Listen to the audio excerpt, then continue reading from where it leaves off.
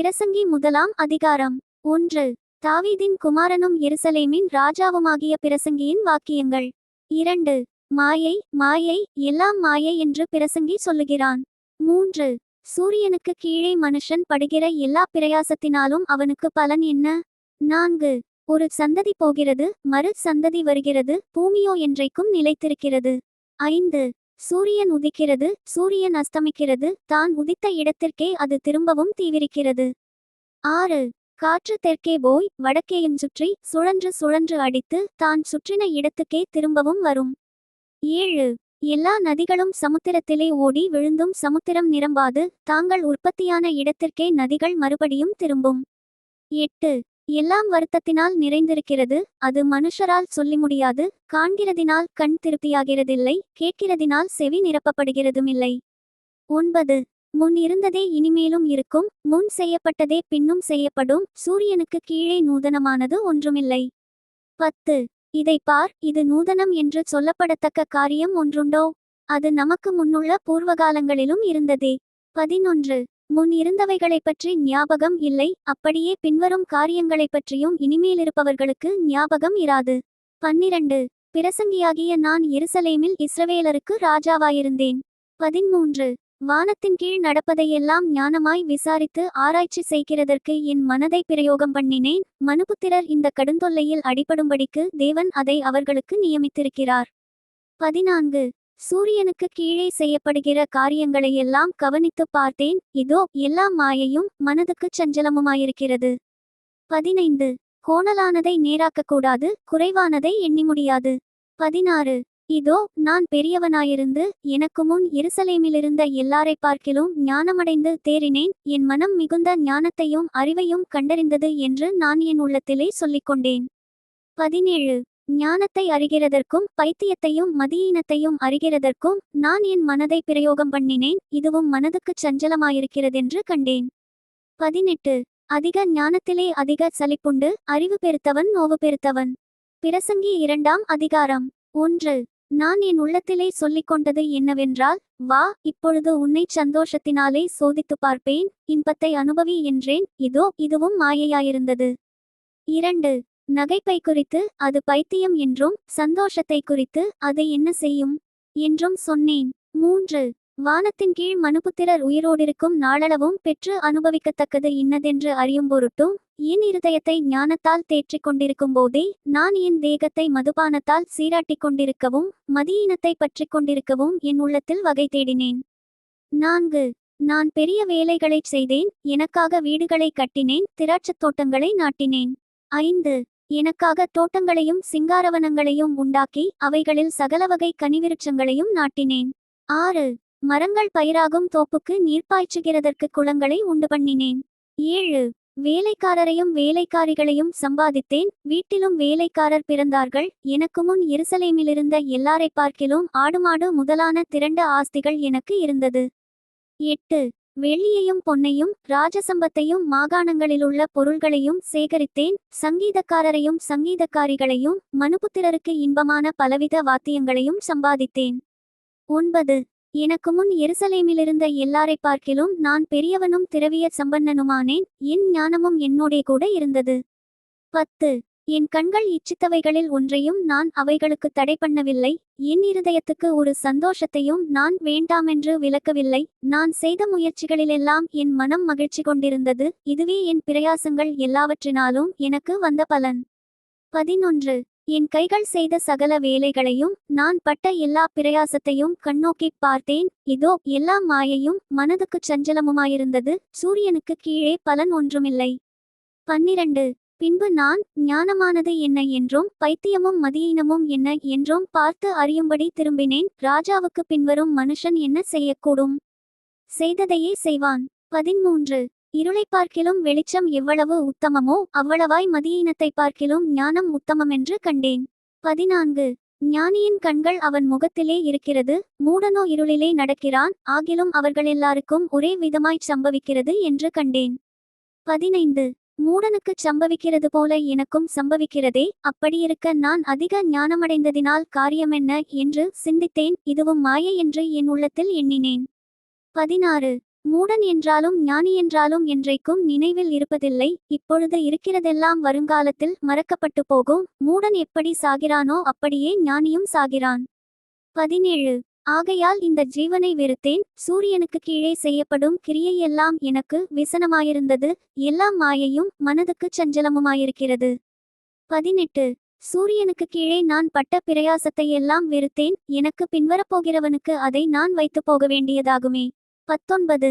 அவன் புத்திமானாயிருப்பானோ மூடனாயிருப்பானோ அதை யார் அறிவார்?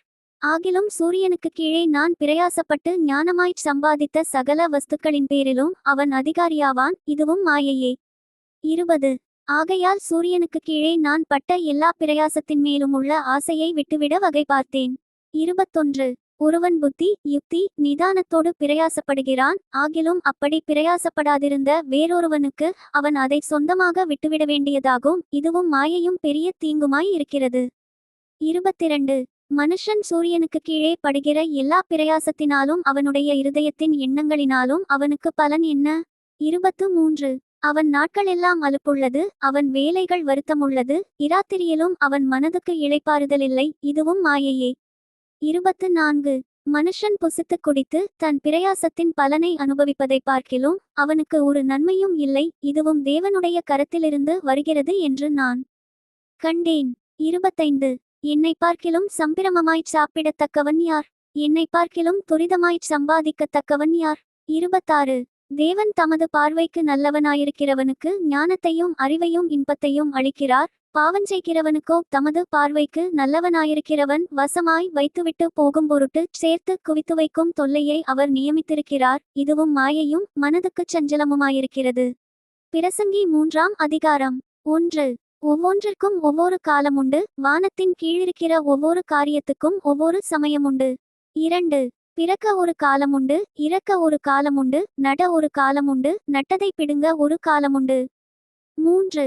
கொல்ல ஒரு காலமுண்டு, குணமாக்க ஒரு காலமுண்டு, இடிக்க ஒரு காலமுண்டு, கட்ட ஒரு காலமுண்டு. 4. அழ ஒரு காலமுண்டு, நகைக்க ஒரு காலமுண்டு, புலம்ப ஒரு காலமுண்டு, நடனம் பண்ண ஒரு காலமுண்டு. 5. கற்களை எறிந்துவிட ஒரு காலமுண்டு, கற்களை சேர்க்க ஒரு காலமுண்டு, தழுவ ஒரு காலமுண்டு, தழுவாமலிருக்க ஒரு காலமுண்டு. 6. தேட ஒரு காலமுண்டு, இழக்க ஒரு காலமுண்டு, காப்பாற்ற ஒரு காலமுண்டு, எரிந்துவிட ஒரு காலமுண்டு. 7. கிழிக்க ஒரு காலமுண்டு, தைக்க ஒரு காலமுண்டு, மவுனமாயிருக்க ஒரு காலமுண்டு, பேச ஒரு காலமுண்டு. 8. சிநேகிக்க ஒரு காலமுண்டு, பகைக்க ஒரு காலமுண்டு, யுத்தம் பண்ண ஒரு காலமுண்டு, சமாதானம் பண்ண ஒரு காலமுண்டு. 9. வருத்தப்பட்டு பிரயாசப்படுகிறவனுக்கு அதனால் பலன் என்ன? 10. மனுபுத்திரர் பாடுபடும்படி தேவன் அவர்களுக்கு நியமித்த தொல்லையை கண்டேன். 11. அவர் சகலத்தையும் அதினதின் காலத்திலே நேர்த்தியாகச் செய்திருக்கிறார். உலகத்தையும் அவர்கள் உள்ளத்திலே வைத்திருக்கிறார். ஆதலால் தேவன் ஆதிமுதல் அந்தம் மட்டும் செய்துவரும் கிரியையை மனுஷன் கண்டுபிடியான்.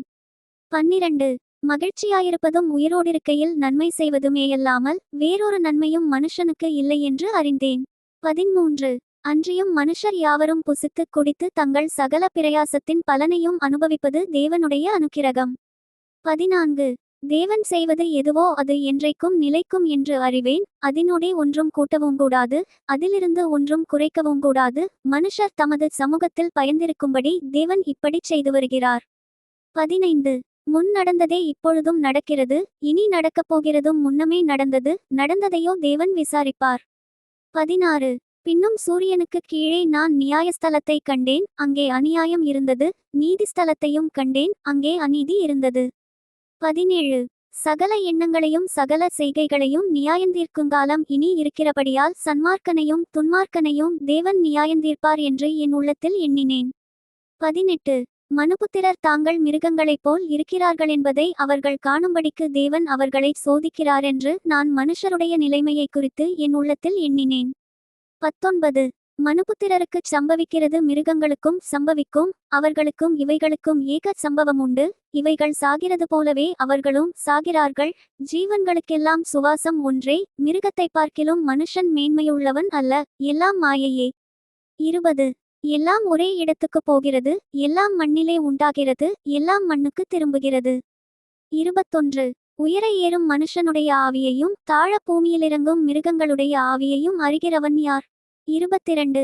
இப்படியிருக்கிறபடியால் மனுஷன் தன் செய்கைகளில் மகிழ்ச்சியாயிருக்கும் நன்மையையேயல்லாமல் வேறே நன்மை இல்லையென்று கண்டேன். இதுவே அவன் பங்கு. தனக்கு பின்வரும் காரியங்களை காணும்படிக்கு அவனை திரும்பிவர பண்ணுகிறவன் யார்? பிரசங்கி 4ஆம் அதிகாரம். 1. இதற்கு பின்பு நான் சூரியனுக்கு கீழே செய்யப்படும் கொடுமைகளையெல்லாம் சிந்தித்துப் பார்த்தேன். இதோ ஒடுக்கப்பட்டவர்களின் கண்ணீரைக் கண்டேன். அவர்களை தேற்றுவாரில்லை. ஒடுக்குகிறவர்கள் பட்சத்தில் பெலம் இருந்தது, அப்படியிருந்தும் தேற்றுவாரில்லை. 2. ஆதலால் இன்னும் உயிரோடிருந்து பிழைக்கிறவர்களைப் பார்க்கிலும் முன்னமே காலஞ்சென்று மரித்தவர்களையே பாக்கியவான்கள் என்றேன். 3. இவ்விருதிரத்தாருடைய நிலைமையை பார்க்கிலும் இன்னும் பிறவாதவனுடைய நிலைமையே வாசி. அவன் சூரியனுக்கு கீழே செய்யப்படும் துர்ச்செய்கைகளை காணவில்லையே. 4. மனுஷன் படும் எல்லா பிரயாசமும் பயன்படும் எல்லா கிரியையும் அயலானுடைய பொறாமைக்கு ஏதுவாயிருக்கிறதை நான் கண்டேன். இதுவும் மாயையும் மனதுக்குச் சஞ்சலமுமாயிருக்கிறது. 5. மூடன் தன் கைகளை கட்டிக்கொண்டு தன் சதையையே தின்கிறான். 6. வருத்தத்தோடும் மனச்சஞ்சலத்தோடும் 2 கைப்பிடியும் நிறைய கொண்டிருப்பதை பார்க்கிலும் அமைச்சலோடு ஒரு கைப்பிடி நிறைய கொண்டிருப்பதே நலம். 7. பின்பு நான் திரும்பிக்கொண்டு சூரியனுக்கு கீழே மாயையான வேறொரு காரியத்தை கண்டேன். 8. ஒருவன் ஒண்டிக்காரனாயிருக்கிறான். அவனுக்கு உடனாளியுமில்லை, அவனுக்கு பிள்ளையும் சகோதரனுமில்லை. அப்படியிருந்தும் அவன் படும் பிரயாசத்துக்கு முடிவில்லை. அவன் கண் ஐசுவரியத்தால் திருப்தியாகிறதுமில்லை. நான் ஒரு நன்மையையும் அனுபவியாமல் யாருக்காக பிரயாசப்படுகிறேன் என்று அவன் சிந்திக்கிறதுமில்லை. இதுவும் மாயை, தீராத தொல்லை. 9. ஒண்டியாயிருப்பதிலும் இருவர் கூடியிருப்பது நலம். அவர்களுடைய பிரயாசத்தினால் அவர்களுக்கு நல்ல பலனுண்டாகும். 10. ஒருவன் விழுந்தால் அவன் உடனாளி அவனை தூக்கிவிடுவான். ஒண்டியாயிருந்து விழுகிறவனுக்கு ஐயோ, அவனை தூக்கிவிடத் துணையில்லையே. 11. 2 பேராய் படுத்துக்கொண்டிருந்தால் அவர்களுக்குச் சூடுண்டாகும். ஒண்டியாயிருக்கிறவனுக்குச் சூடுண்டாவது எப்படி? 12. ஒருவனை யாதாமொருவன் மேற்கொள்ள வந்தால் இருவரும் அவனுக்கு எதிர்த்து நிற்கலாம். முப்புரிநூல் சீக்கிரமாய் அறாது. 13. இனி ஆலோசனையை கேளாத கிழவனும் மூடனுமாகிய ராஜாவை பார்க்கிலும் ஏழையும் ஞானியுமாகிய இளைஞனே வாசி. 14. அரசாளச் சிறைச்சாலையிலிருந்து புறப்படுவாருமுண்டு, ராஜாங்கத்தில் பிறந்து ஏழையாவாருமுண்டு. 15. சூரியனுக்கு கீழே ஜீவனுள்ளோர் யாவரும் ராஜாவின் பட்டத்திற்கு வரப்போகிற பிள்ளையின் பட்சத்தில் சார்ந்திருப்பதைக் கண்டேன். 16. அவர்களுக்கு முன் அப்படி செய்த ஜனங்களின் இலக்கத்திற்கு முடிவில்லை. இனி இருப்பவர்கள் இவன் மேலும் பிரியம் வைக்காமற் போவார்கள். இதுவும் மாயையும் மனதுக்குச் சஞ்சலமுமாயிருக்கிறது. பிரசங்கி 5ஆம் அதிகாரம். 1. நீ தேவாலயத்துக்கு போகும்போது உன் நடையை காத்துக்கொள். மூடர் பலியிடுவது போல பலியிடுவதைப் பார்க்கிலும் செவி கொடுக்கச் சேர்வதே நலம். தாங்கள் செய்கிறது தீமை என்று அறியாதிருக்கிறார்கள். 2. தேவசமூகத்தில் நீ துணிகரமாய் உன் வாயினால் பேசாமலும் மனம்பதறி ஒரு வார்த்தையையும் சொல்லாமலும் இரு. தேவன் வானத்திலிருக்கிறார், நீ பூமியிலிருக்கிறாய். ஆதலால் உன் வார்த்தைகள் சுருக்கமாயிருப்பதாக. 3. தொல்லையின் திரட்சியினால் சொப்பனம் பிறக்கிறது போல வார்த்தைகளின் திரட்சியினால் மூடனுடைய சத்தம் பிறக்கும். 4. நீ தேவனுக்கு ஒரு பொருத்தனை பண்ணிக்கொண்டால் அதைச் செலுத்த தாமதியாதே. அவர் மூடரில் பிரியப்படுகிறதில்லை. நீ நேர்ந்து கொண்டதைச் செய். 5. நீ நேர்ந்து கொண்டதைச் செய்யாமற் போவதைப் பார்க்கிலும் நேர்ந்து கொள்ளாதிருப்பதே நலம்.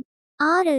உன் மாம்சத்தை பாவத்துக்குள்ளாக்க உன் வாய்க்கு இடங்கொடாதே. அது புத்திப்பிசகினால் செய்தது என்று தூதனுக்கு முன் சொல்லாதே. தேவன் உன் வார்த்தைகளினாலே கோபங்கொண்டு உன் கைகளின் கிரியையை அழிப்பானேன். 7. அநேக சொப்பனங்கள் மாயையாயிருப்பது போல அநேக வார்த்தைகளும் வியர்த்தமாயிருக்கும். ஆகையால் நீ தேவனுக்கு பயந்திரு. 8. ஒரு தேசத்தில் ஏழைகள் ஒடுக்கப்படுகிறதையும் நியாயமும் நீதியும் புரட்டப்படுகிறதையும் நீ காண்பாயானால் அதை குறித்து ஆச்சரியப்படாதே. உயர்ந்தவன் மேல் உயர்ந்தவன் காவலாளியாயிருக்கிறான். அவர்கள் மேல் உயர்ந்தவரும் ஒருவருண்டு. 9. பூமியில் விளையும் பலன் யாவருக்குமுரியது. ராஜாவும் வயலின் பலனால் ஆதரிக்கப்படுகிறான். 10. பணப்பிரியன் பணத்தினால் திருப்தியடைவதில்லை. செல்வப்பிரியன் செல்வப்பெருக்கினால் திருப்தியடைவதில்லை. இதுவும் மாயையே. 11. பொருள் பெருகினால் அதை தின்கிறவர்களும் பெருகுகிறார்கள். அதை உடையவர்கள் தங்கள் கண்களினால் அதை காண்பதேயன்றி அவர்களுக்கு பிரயோஜனம் என்ன? 12. வேலை செய்கிறவன் கொஞ்சமாய் புசித்தாலும் அதிகமாய் புசித்தாலும் அவன் நித்திரை இன்பமாயிருக்கும். செல்வனுடைய பெருக்கோ அவனை தூங்கவொட்டாது. 13. சூரியனுக்கு கீழே நான் கண்ட வேறொரு கொடிய தீங்குமுண்டு. அதாவது ஐசுவரியமானது அதை உடையவர்களுக்கே கேடுண்டாகும்படி சேகரித்து வைக்கப்படுவதாம். 14. அந்த ஐசுவரியம் விக்கினத்தால் அழிந்து போகிறது. அவன் ஒரு புத்திரனை பெறுகிறான். அவன் கையில் யாதொன்றும் இல்லை. 15. தன் தாயின் கற்பத்திலிருந்து நிர்வாணியாய் வந்தான், வந்தது போலவே நிர்வாணியாய் திரும்ப போவான். அவன் தன் பிரயாசத்தினால் உண்டான பலனொன்றையும் தன் கையிலே எடுத்து கொண்டு போவதில்லை. 16. அவன் வந்த பிரகாரமே போகிறான், இதுவும் கொடுமையான தீங்கு. அவன் காற்றுக்கு பிரயாசப்பட்டதினால் அவனுக்கு லாபம் என்ன? 17. அவன் தன் நாட்களிலெல்லாம் இருளிலே புசித்து மிகவும் சலித்து நோயும் துன்பமும் அடைகிறான். 18. இதோ உயிரோடிருக்கும்படி தேவன் அருளிச் செய்த நாளெல்லாம் மனுஷன் புசித்து குடித்து சூரியனுக்கு கீழே தான் படும் பிரயாசம் அனைத்தின் பலனையும் அனுபவிப்பதே நலமும் உத்தமமான காரியமென்று நான் கண்டேன், இதுவே அவன் பங்கு. 19. தேவன் ஐசுவரியத்தையும் சம்பத்தையும் எவனுக்கு கொடுத்திருக்கிறாரோ அவனதிலே புசிக்கவும் தன் பங்கை பெறவும் தன் பிரயாசத்திலே மகிழ்ச்சியாயிருக்கவும் அவனுக்கு அதிகாரம் அளிப்பது தேவனுடைய அனுக்கிரகம். 20. அவனுடைய இருதயத்திலே மகிழும்படி தேவன் அவனுக்கு அனுக்கிரகம் பண்ணுகிறபடியினால் அவன் தன் ஜீவனுள்ள நாட்களை அதிகமாய் நினையான். பிரசங்கி 6ஆம் அதிகாரம். 1. சூரியனுக்கு கீழே நான் கண்ட வேறொரு தீங்குமுண்டு, அது மனுஷருக்குள்ளே பெரும்பாலும் நடந்து வருகிறது. 2.